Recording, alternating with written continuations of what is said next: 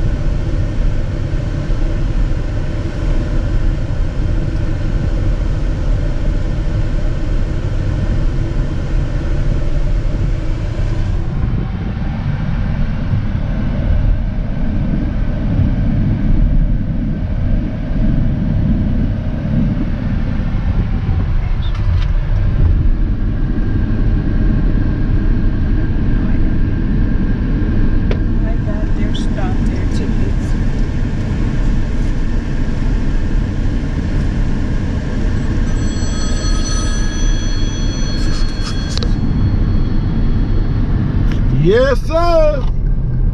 Famous circle food store. This is part of the 7th ward. That's the famous circle food store. That's part of the 7th ward? Yeah, it's the 7th ward. Oh my God, there you go. There you go, bro. There you go, losing me again. Don't go nowhere. Okay. I'm coming around. He said don't go nowhere because he didn't get the turn. Wait a minute. We'll wait for you up here for the circle food store. All right, hang up. Wait a minute. All right.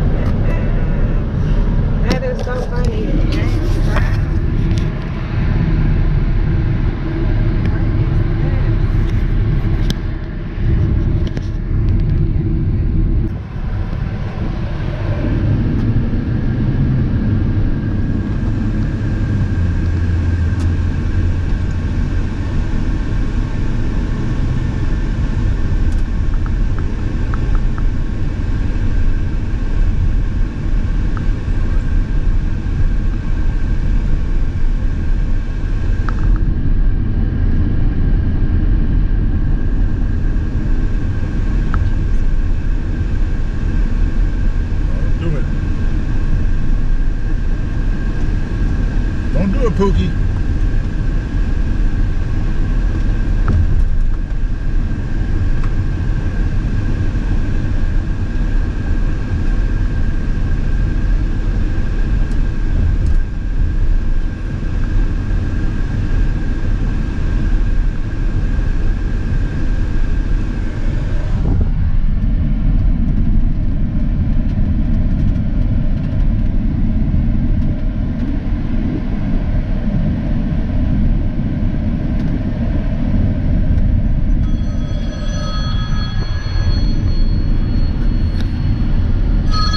Yep. Ooh. The Singer Theater. Oh yeah, right. To your right. Oh yeah, I seen that. Okay, and this is Canal Street. We're approaching Canal Street. Right. I remember this place when I was here last time. This is the main drag. You see the street car? Yep. I see that. The main drag in town right here. Okay.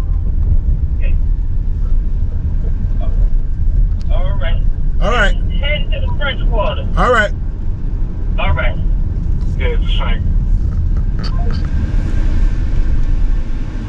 Look at it. There you go again. This guy, I tell you.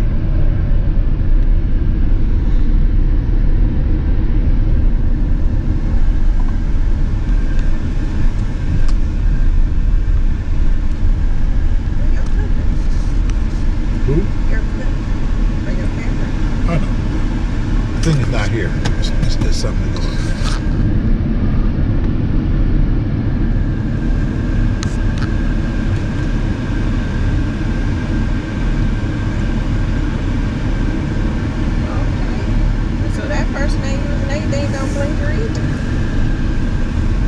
dangerous drivers down here in New Orleans, I tell you.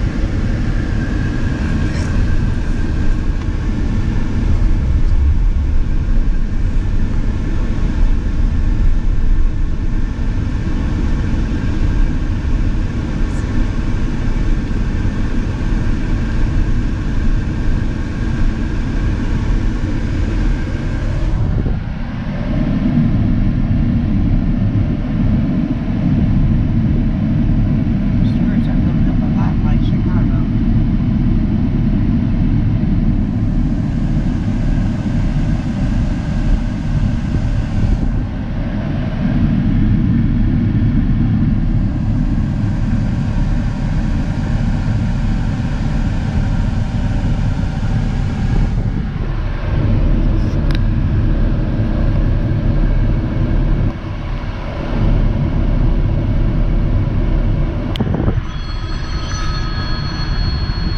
Yep. Hello? I'm gonna make a U-turn. We're gonna go back toward the quarter. I just wanted to show you the St. Charles Avenue, a little bit of the character of the city. Right. Okay. This shows a lot of the character of the city right here, this street. Okay, well, let me get ready to follow you and turn around here. All right. Thank you for I using gotta your... get out the street car. I gotta get out the street car way. Oh, yeah, I know, right? Car coming both ways. I see that. You put me in danger, brother. You don't want me to make it back to Detroit? What's going on with you, bro? Okay, hold up.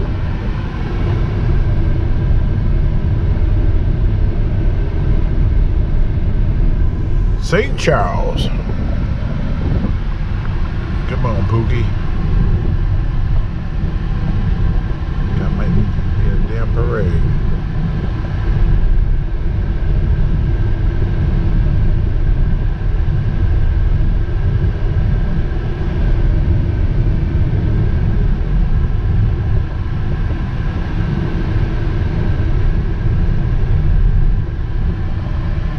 Way up there, this guy just taking his damn time.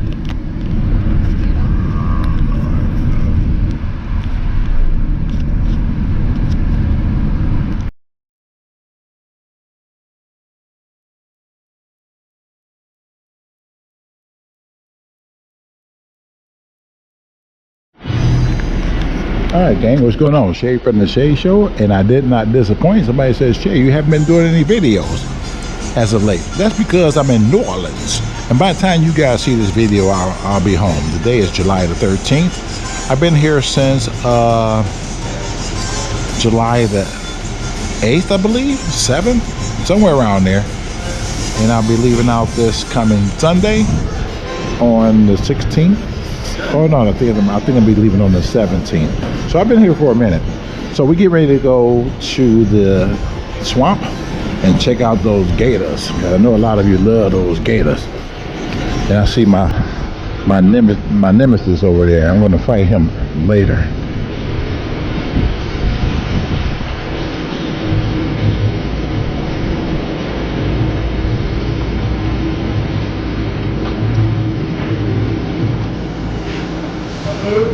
Cajun Encounters. In case you ever come down to New Orleans, they want to check this place out.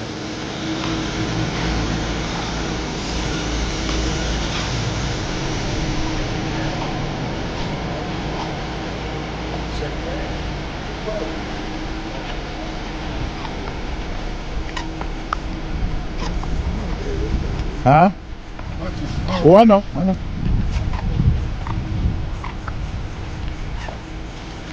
Used to be those funny little birds out here. I don't see them no more. He said attacked and all of them came. That's funny. They all came up. That's funny. Let's see if that. They might still be on. What time we gotta load? We're gonna check in 2 o'clock. So. Okay, it's 1:44. I just want to check.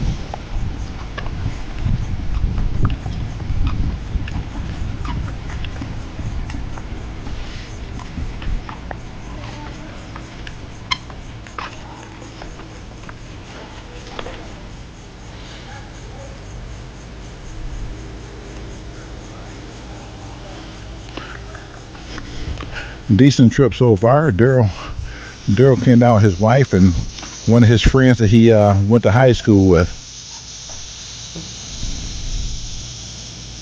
You might hear me and her arguing later, and we always been doing that. This Daryl's friend, we've been doing that for years.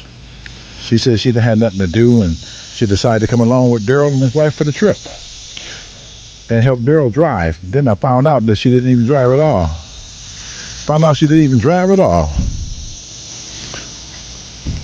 I said, Daryl, why you let her drive?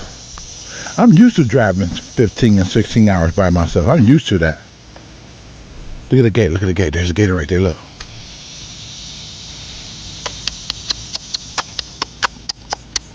See?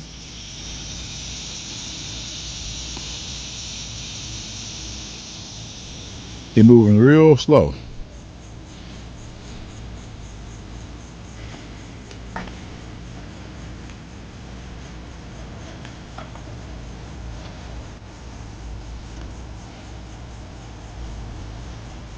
There's one over there.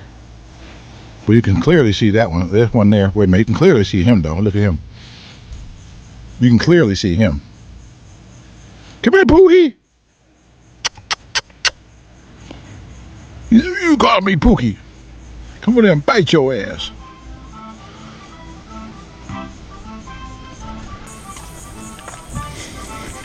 When we get on the boat, which will be shortly, you guys gonna really see some swamp.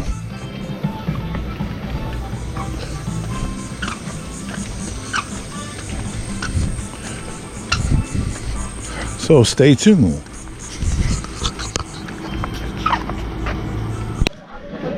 Okay, well, go ahead.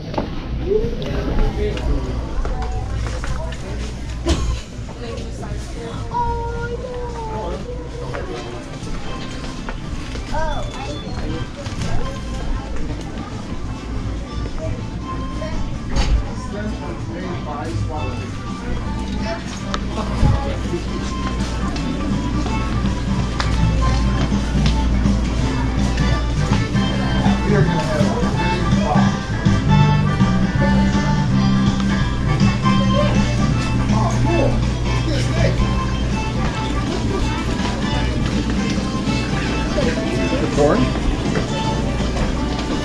Steak? Please do not touch the glass. Yes, you did. Oh, that's a lot.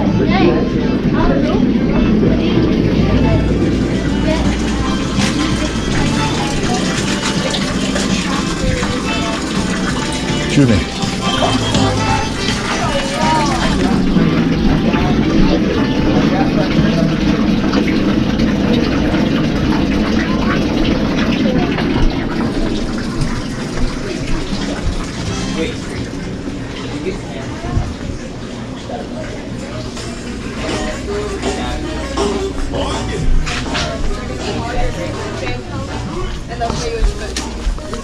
Excuse me?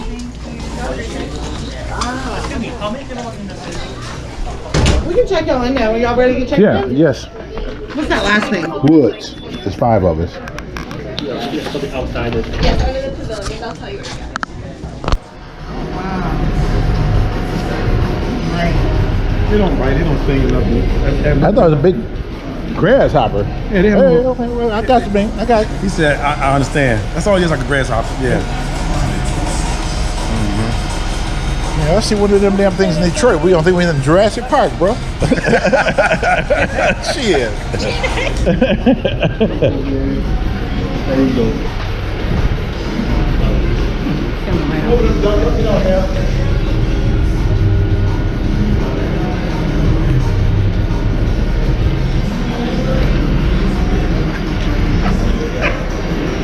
scared of them dragonflies. They want to jump out the boat with the dragonflies. Right. Alright guys. Well, we're gonna have fun back here. So my name's Scott. So glad to have you guys out here today. We got a couple of safety things we need to go through real quick. First thing is our life jackets and the seats that y'all sitting on. They're accessible there by your feet. They got a little door there. We got our throw ring right here. We have a fire extinguisher here by my feet. No smoking on board. No standing or while we stand or anything like that while we going. The front of the boat's called the bow. No getting on the front, sitting or standing up on the bow. We're just looking to really have a good time. So if we would happen to see something on the right, if you guys on the right could stay seated, you guys on the left, y'all can look over their shoulder or stand if the boat's not really moving to see whatever it might be. And vice versa, if it's on the left side, if you guys on the left can stay seated, you guys on the right can look over their shoulder or stand, say if the boat's hardly moving or whatever, no telling what it might be that we'd see. And say there's stuff all around. Some things we can make the boat go real close, both sides, and check it out. And other things we might see just for a split second. You just don't know. So we're gonna travel down the river at this moment. We're in brackish water, which is a mixture of fresh and salt. This river we're in is actually the West Pearl River. It twists and turns about 470 miles up into Mississippi. It runs through Louisiana a really short distance, and that's where we are now in Louisiana. 3 miles to the left of this boat's a little town called Pearlington. Now Pearlington's actually the state line, not Pearlington. 3 miles to the left of this boat is another river like this river here. It's called the East Pearl. This here is the West Pearl. The East Pearl is the state line between Louisiana and Mississippi. Now all this dirt we see coming down here, this orange looking dirt, that's coming from the state of Mississippi. It's known for its red clay. This is all erosion, runoff, whatever you want to call it. And with all that dirt in the water is actually called as sediment. So sediment is floating in the water, which is dirt. And we're going to talk a lot about how all that works and see examples of it. Now there's a couple of turtles on the right. Most all the turtles we're going to see are going to be that same species. That's a red-eared slider. That's the same type turtle you find in your pet stores. We see plenty of them here in this swamp, and that's because nothing really cares to eat them. They are basically full of shells, no meat in a shell hardly. Now this boat on the right, we got one on the right, two on the left. Those are boats, they all called houseboats. Now these houseboats are kind of like a mobile home. You know how you bring a mobile home somewhere, you set it up and it just stays there. You live in it and all, and you don't travel around or anything, it just stays there. Well, that's how these houseboats are. They just stay here. These on the left actually have power to them from the power company. They got a well drilled on land, and they get their water from their well. They used to could drive their cars right up to their houseboats, but that bridge has been out about a year now, and so now they either got to come by boat or walk. Now we're getting ready to go look for a big alligator. We're going alligator hunting. That's what we're doing down on this side in the brackish water. Everybody ready? Hold on. Right.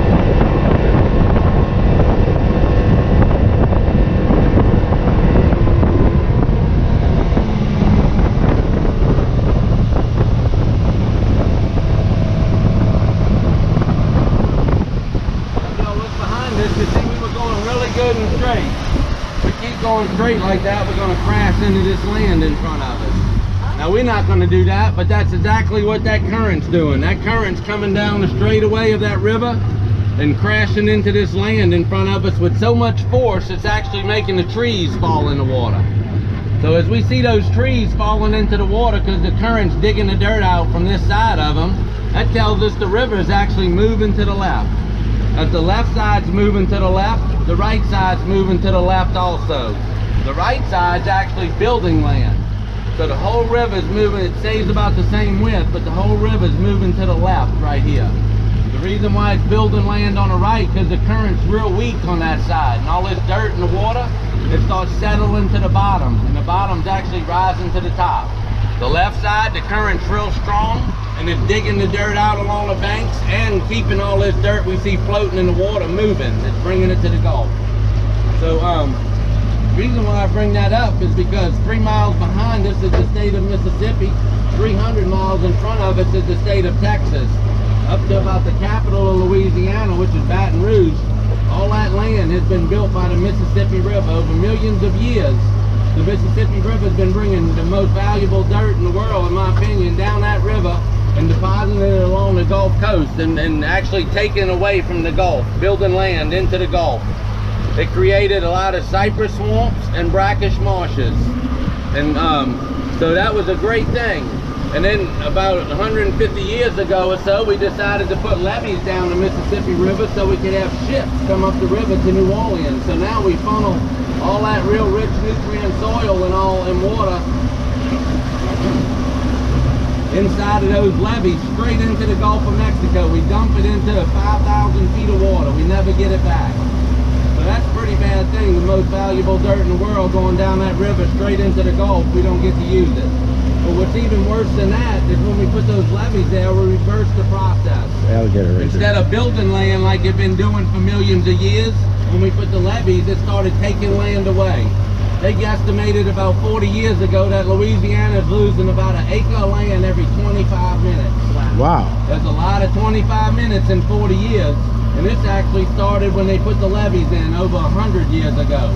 So Louisiana's been losing this land of valuable soil, best soil in the world, coming from up north, and at a rate of an acre every 25 minutes. So we see the results of that.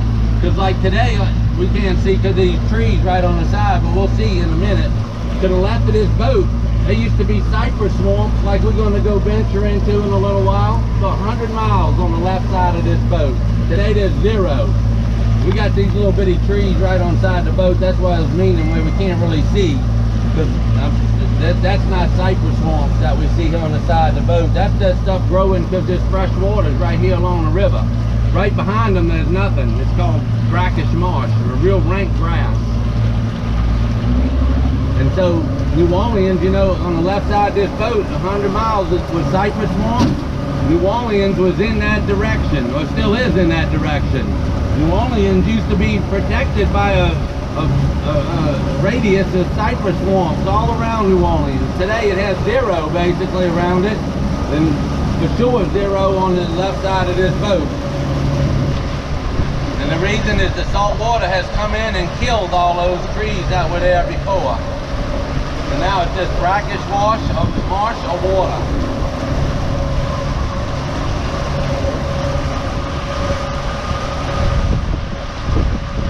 I see where they at, the water's really shallow. We gotta stay over here. Now we're on this side of the river because we're still riding in all that current. Wow. The current is where the water's deep. Where they are, that motor's probably bouncing on the bottom. Really? Yep. You think you'd be super deep out there in the middle, but that's not the way it works out here.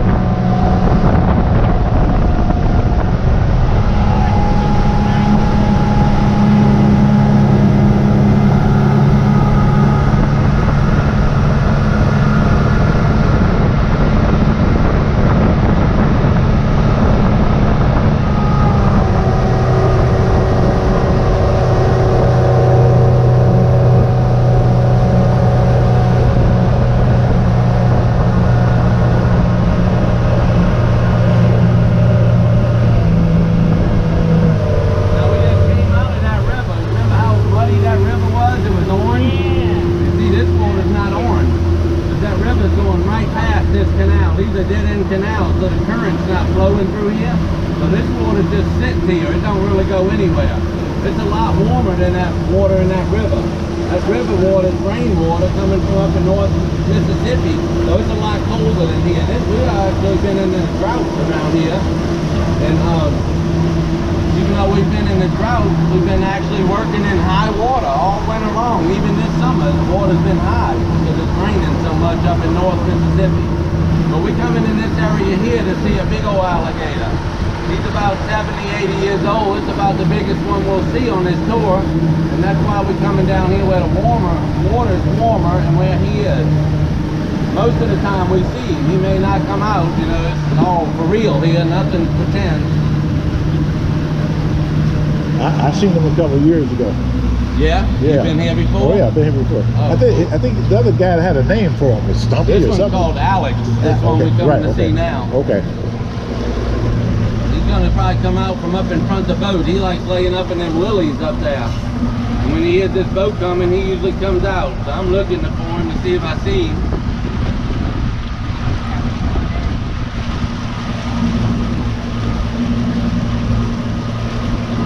Now one way to tell before we even start seeing alligators about how long they are is if you see his head, just his head poking out the water, you look at the distance between his nose and his eyes. You guesstimate that in inches, then you transfer it into feet. So if you're looking at him, it looks like about 6 inches between his nose and his eyes. That means he's about 6 feet. Yeah. And if it looks, there he is, he just popped up, came up out them lilies. See him coming? Yeah, I see. Now this is big old dude. Everybody's gonna get to see him right on side the boat by you, so don't be, you know, we're gonna put him right by you. And in this case here, if he's on your side of the boat, you can stand up and look over the rail at him, but don't stick your hands or heads over the rail, because this alligator can jump higher than the roof of this boat. The bigger they are, the higher they can jump, and the faster they can. He's coming over here. I think he's coming on the rail. Let Pookie go over there. Come on, big guy. Come show us your stuff. Here he comes. Now we're gonna get him right out there where we can see him good. I want y'all to look at how big it is on each side of his head, how wide it is, how big his legs are, how big his teeth are. Just a matter of... Which it was about the same as Pearlington, Mississippi. If we look at this house right on side the boat with these yellow stairs, you look just past them, you see another house on top of cement blocks. It's gonna be right here behind y'all. Look, it's gonna be right here. That house on top of those cement blocks. So when Hurricane Katrina came in here, the water was 2 feet over the top of those blocks, basically halfway up the rails of that porch up there. So the people in Pearlington, their houses went completely underwater. They had to go get in the trees. So you figure where you at in the tree if the water's halfway up the rails up there. Then you got to take in consideration 100-something mile-an-hour winds, big waves. People up in the tip top of the trees hanging on for dear life. Wow. It wasn't just them. All the critters and all that were on the ground, the roaches and rats and possums, all that had to get up in the trees too. They were all in them trees. Together. They said they all were like friends. Nobody was being mean. They were all happy just to be hanging on to that tree. And so people say, well, why didn't they get better prepared or whatever? Well, all day Friday, they never mentioned a word about Katrina coming here. It was on the other side of Florida by Miami, going somewhere else. About 7 o'clock Friday evening, they said, uh-oh, looks like Katrina's headed to the Gulf Coast. Monday morning, it was here. So it gave everybody Saturday and Sunday to get ready. It was chaos. People were running everywhere. All the interstates were pointing in one direction. Nobody was really moving. They were just all trying to go the same way. And so all of a sudden, the storm came in. It went into Mississippi. New Orleans was like, oh boy, we dodged a bullet. You know, it's going into Mississippi. We're on the west side, the best side. Everything's looking good. But just like then, same today, New Orleans were protected by levees. A levee is like a chain. It's only as strong as its weakest link. And so everybody thought everything was good. Next thing you know, they see water coming down the streets. Before they know it, they see it coming in their houses. They're like, what's going on? Next thing they know, it's up to the light switches. They like, oh, we gotta get out this water. So they got up in the attic. That was a bad idea because the water didn't stop at the light switches. It went over their houses too. That's like in Pearlington. Those people went up in them attics and they got trapped in there. They couldn't beat their way through the roof and they ended up drowning. Lots of people drowned inside their attics. Wow. So it was a real bad day. And then to think that all that damage in Katrina was only a Category 3.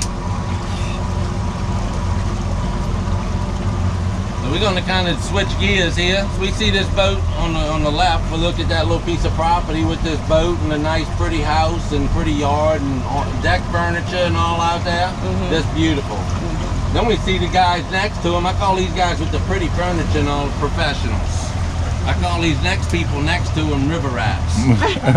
They just live out here on the river, just having fun. They don't worry about much, drink beer and fish. And so you look at how these two people live. They totally different opinions on how you keep your yard.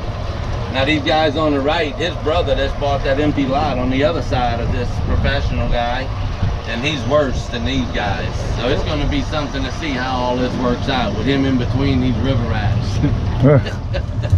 Wow. Now these river rats, they actually own this property up here, where this boat is, the one that's sitting on the bottom.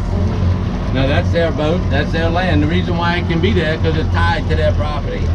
Now they that boat we see sitting here on the bottom, say that's a houseboat like these other houseboats we saw.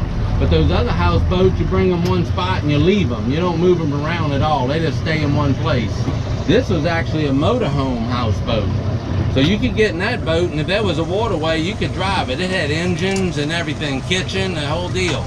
And so you could drive all around in it, just like you would a motorhome on a highway. But you know how motorhomes that go on a highway, they get old and end up in the junkyard? Well, this one actually, this is a motorhome that goes on the water, and it actually ended up on the bottom. Wow. But ironically enough, it's still afloat. Y'all get it? You see it? Right. And it's actually registered to Kentucky. It's a Kentucky registration on the side right there. Now these guys, you see how fast they move, I don't even see them. But they say they're gonna fix this boat one day. That's why it's still there.